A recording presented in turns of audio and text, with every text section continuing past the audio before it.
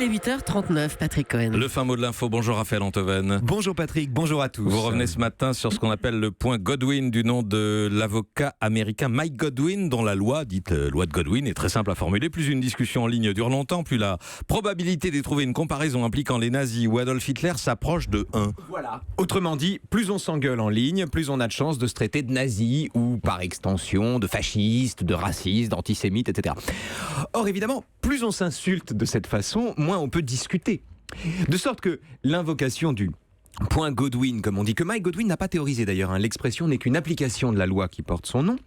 L'invocation du point Godwin se présente a priori comme l'allié du débat. Lutter contre le point Godwin ou repérer le point Godwin quand il se pointe, c'est à première vue combattre la surenchère qui empêche l'échange. Si vous dites à première vue, ça veut dire que vous n'êtes pas de cet avis. Oh, pas sûr, Patrick. Écoutez, honnêtement, je me suis tellement moi-même fait traiter de nazi, raciste, homophobe, islamophobe, fasciste, etc., que je peux d'expérience assurer nos auditeurs que le point Godwin existe et que ça compromet la discussion, effectivement. Le problème n'est pas de rappeler, grâce au point Godwin, que l'outrance disqualifie le débatteur. Le problème, en fait, avec le point Godwin, c'est de se servir du point Godwin pour éviter le débat. Alors, expliquez-vous. Eh bien, quand vous vous faites traiter d'oligarque parce que vous attaquez un démagogue, ou bien de démagogue parce que vous combattez les oligarques, le point Godwin aisément atteint ne doit pas vous dissuader de défendre votre thèse, au contraire. C'est là que la discussion commence. Autre exemple, quand la députée Danielle Obono défend comme une camarade la porte-parole des indigènes de la République, Ouria Boutelja.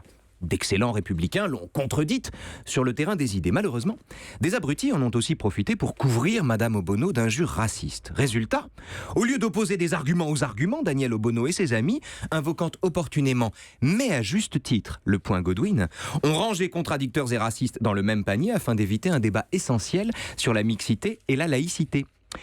En un mot, quand le point Godwin sert à jeter de l'eau sur le feu, à calmer les esprits, à rappeler qu'on peut être laïque sans être islamophobe, blasphémateur sans être raciste, ou féministe sans être féminazi, comme on dit, il n'y a rien à dire.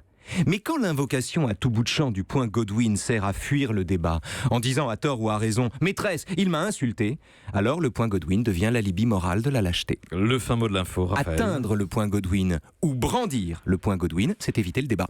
Un mot sur votre émission du dimanche qui vive, Qui Raphaël. vive. On parle du rhume, une petite philosophie du rhume. Que signifie attraper froid? Figurez-vous qu'on n'attrape jamais froid, en fait, j'ai appris ça. Et qu'est-ce qu'un rhume de cerveau? Enfin, des questions essentielles, ce sont les questions de la saison. C'est dimanche, 13h-14h. Très bien, vous allez déboucher le débat. Europe.